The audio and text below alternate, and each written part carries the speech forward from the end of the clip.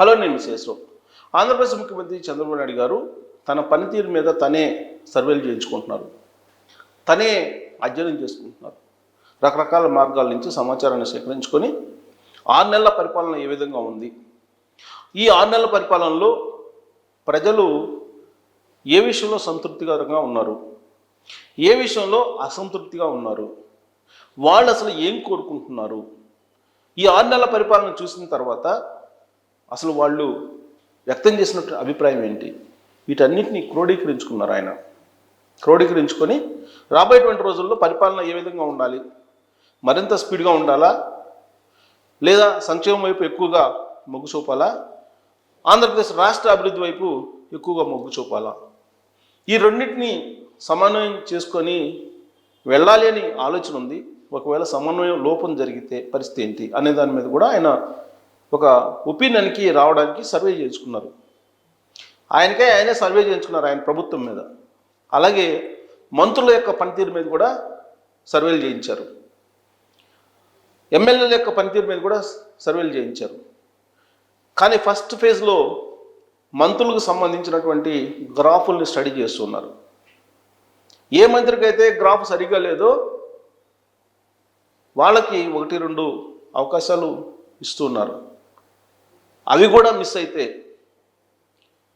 Cabinet విస్తరణలో వాళ్ళకి ఉద్వాసన పలకడానికి కూడా సిద్ధమవుతున్నారని చెప్పి సచివాలయ వర్గాల్లో, పార్టీ వర్గాల్లో, ప్రభుత్వ వర్గాల్లో నడుస్తున్నటువంటి ఒక చర్చ. మరి ప్రభుత్వ పనితీరు ఏ విధంగా ఉంది అనే దాని మీద సర్వే చేయించుకున్నప్పుడు వచ్చినటువంటి ఫలితాలని మనం గమనిస్తే అవి ఆల్రెడీ చంద్రబాబు గారు బయటపెట్టినవే అఫీషియల్గా. వాటిని కనుక మనం ఒకసారి అబ్జర్వ్ చేస్తే ఈ ప్రభుత్వం 6 నెలల్లో పాస్ అయినట్టా లేదా అనే దాని మీద ఒక నిర్ధారణకి రావచ్చు. మరి ఆయన చేసుకున్నటువంటి సర్వే రిపోర్ట్ ఏంటి అనేది ఒకసారి చూద్దాం. క్లోజప్లో దీన్ని కూడా ఈ సర్వే రిపోర్ట్ చూపించవచ్చు. రిపోర్ట్ చేసినటువంటి అంశం యాక్చువల్గా సంక్షేమ పథకాల అమలుపైన సీఎం చంద్రబాబు నాయుడు సమీక్ష చేశారు. ఐవీఆర్ఎస్ దీన్ని ఎక్కువగా నమ్ముకుంటారు చంద్రబాబు నాయుడు గారు. ఐవీఆర్ఎస్ సహా పలు మార్గాల్లో 10 అంశాల మీద సర్వే చేశారు ఆయన. పింఛన్ల పంపిణీలో గరిష్టంగా 90.20% సంతృప్తిగా ఉన్నారు. సామాజిక పెన్షన్ల పంపిణీలో 90.2% అత్యంత ఎక్కువగా సంతృప్తిగా ఉన్నారు, సాటిస్ఫాక్షన్గా ఉన్నారు. మొత్తం 10 అంశాల్లో సర్వే చేయిస్తే సామాజిక పెన్షన్ల పంపిణీ అనేది అత్యంత సక్సెస్ఫుల్ అని చెప్పి వచ్చింది. సో క్షేత్రస్థాయిలో ప్రజల అభిప్రాయాన్ని, ప్రజల పనితీరుకు ప్రామాణికంగా భావిస్తారు చంద్రబాబు నాయుడు. ప్రజల సంతృప్త స్థాయికే తొలి ప్రాధాన్యం అని వారి అంచనాల మేరకు ప్రతి ఉద్యోగి పనిచేయాలన్నారు రివ్యూ మీటింగ్లో.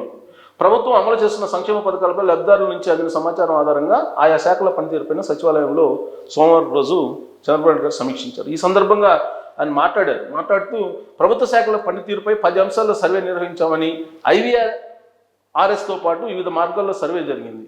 కొన్ని శాఖల్లో విధానాల అమలుకు సంబంధించిన ప్రజల్లో ఎక్కువ సంతృప్తి వ్యక్తం అవుతుంది. ఆ శాఖల్లో ఉత్తమ ఫలితాలు రావడమే ఇందుకు కారణం. 7 నెలల కాలంలో అధికారులు తెలుసుకోవాలి, పథకాల అమలులో అవినీతి స్థానం ఉండకూడదు, వాస్తవ పరిస్థితి ఆధారంగా ప్రభుత్వ యంత్రాంగం పనిచేయాలని ఆయన ఆదేశించారు. సర్వేకి సంబంధించినటువంటి వివరాలని పవర్ పాయింట్ ప్రజెంటేషన్ ద్వారా చంద్రబాబు గారు ఇచ్చారు. దాని రిపోర్ట్ ఇది క్లోజప్లో చూపించవచ్చు. ఇక్కడ వరకు క్లోజప్లో చూపిస్తే అర్థమైంది. చూడండి, వివిధ పథకాల అమలు సంతృప్తి స్థాయి ఏ విధంగా ఉంది. ఫస్ట్ చూస్తే కనుక ప్రతి నెల 1వ తారీఖున ఇంటి దగ్గరే పెన్షన్ పంపిణీ, దానికి 90.2% సంతృప్తిగా ఉన్నారు.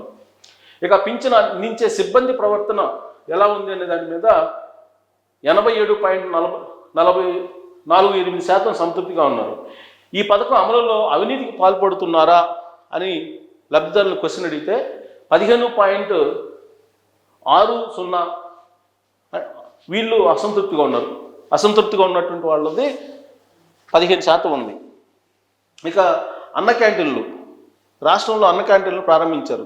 తెలుగుదేశం పార్టీ అధికారంలోకి వచ్చిన కూటమి ప్రభుత్వం అధికారంలోకి వచ్చిన తర్వాత. అంతకుముందు జగన్మోహన్ రెడ్డి గారు అధికారంలో రాగానే 5 రూపాయలకు అన్నం పెట్టేటువంటి అన్న క్యాంటీన్లని తొలగించారు. ఇప్పుడు అన్న క్యాంటీన్లు పెట్టారు కూటమి ప్రభుత్వం రాగానే. అన్న క్యాంటీన్లలో పారిశుద్ధ్య నిర్వహణ ఎలా ఉంది అనే దాని మీద 82% సంతృప్తిగా ఉన్నారు. ఆహారంలో నాణ్యత 91% సంతృప్తిగా ఉన్నారు. 83.82% 89.82% సంతృప్తిగా ఉన్నారు. నాణ్యతకు తగిన ధర 84% సంతృప్తిగా ఉన్నారు. గోనె సంచుల విషయంలో 30% మంది వీళ్ళు అసంతృప్తిగా ఉన్నారు. 30% అసంతృప్తిగా ఉన్నారు గోనె సంచుల్ని అందించేటువంటి విషయంలో రైతులకి. ఇక 7 ప్రధాన ఆలయాల్లో దర్శనాల తీరు. ప్రధాన ఆలయాలు ఉన్నాయి ఆంధ్రప్రదేశ్లో: తిరుపతి, శ్రీశైలం, అలాగే అన్నవరం, ఇలాంటి మొత్తం 7 ఉన్నాయి. కనకదుర్గమ్మ గుడి, విజయవాడ, ఇవన్నీ 7 ప్రధాన ఆలయాలు దర్శనాల తీరు 70% సంతృప్తిగా ఉన్నారు. ఇక ప్రసాదం పంపిణీ మీద 81% సంతృప్తిగా ఉన్నారు. వసతుల కల్పన మీద 37% అసంతృప్తిగా ఉన్నారు. సో దేవాలయాల దర్శనాల విషయంలో కొంత అసంతృప్తి బాగానే ఉంది, 37% అంటే వసతుల మీద. ఇక ఎన్టీఆర్ వైద్య సేవా పథకం కింద ఆసుపత్రుల్లో అడ్మిషన్లు, దానికి 90% మంది సంతృప్తిగా ఉన్నారు. వైద్య సేవల విషయంలో 87% సంతృప్తిగా ఉన్నారు. వైద్య మిత్రుల పనితీరు 87% సంతృప్తిగా ఉన్నారు. అంటే వైద్యం విషయంలో బాగానే ఉంది ప్రభుత్వం. ప్రభుత్వ ఆసుపత్రుల్లో వైద్యులు, సిబ్బంది అందుబాటులో ఉన్నారా లేదా 65% సంతృప్తిగా ఉన్నారు. అంటే 45% అసంతృప్తిగా ఉన్నారు. ప్రభుత్వ ఆసుపత్రుల్లో అవినీతి జరుగుతుంది 37% ఉన్నారు. అంటే ఇక్కడ ఖచ్చితంగా సరి చేసుకోవాలి వైద్య ఆరోగ్య శాఖలో. ఇక దీపం 2 పథకంలో సిలిండర్ అందిన 48 గంటల్లో డబ్బులు జమ అయినాయా లేదా, దాని మీద 48% సంతృప్తికరంగా ఉన్నారు. 52% అసంతృప్తిగా ఉన్నారు. అంటే దీని మీద ఇంకా ప్రభుత్వం లోతుగా అధ్యయనం చేయాల్సి ఉంది, అంత అసంతృప్తి ఉంది అని అంటే. ఇక ఆర్టీసీ బస్సుల్లో ప్రయాణం సురక్షితం ఉందా లేదా, 88% సురక్షితం అని చెప్పారు. నిర్దేశిత వ్యవధిలో గమ్యస్థానానికి చేర్చే విషయంలో అసంతృప్తిగా ఉన్నారు 27% మంది. ఇక ఉచిత ఇసుక లభ్యత.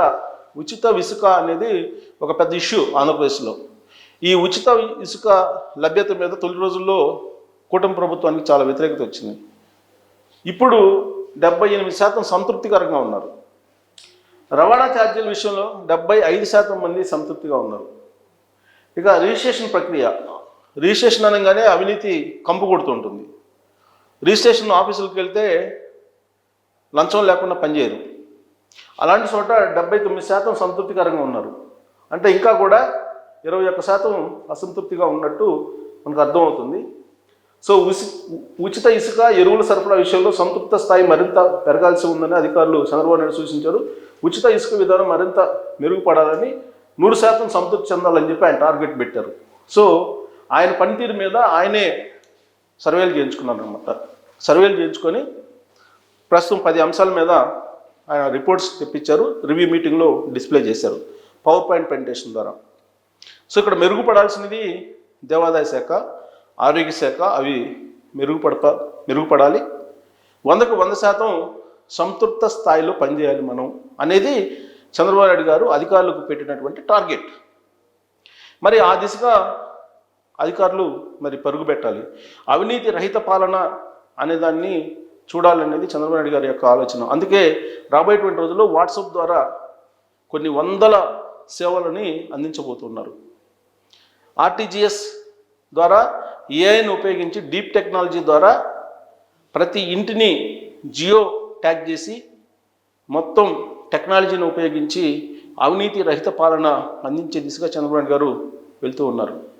ఇప్పటివరకైతే ఆయన 10 అంశాల మీదనే సర్వే చేయించుకున్నారు. మిగిలిన అంశాలు ఉన్నాయి గ్రామీణ స్థాయిలో.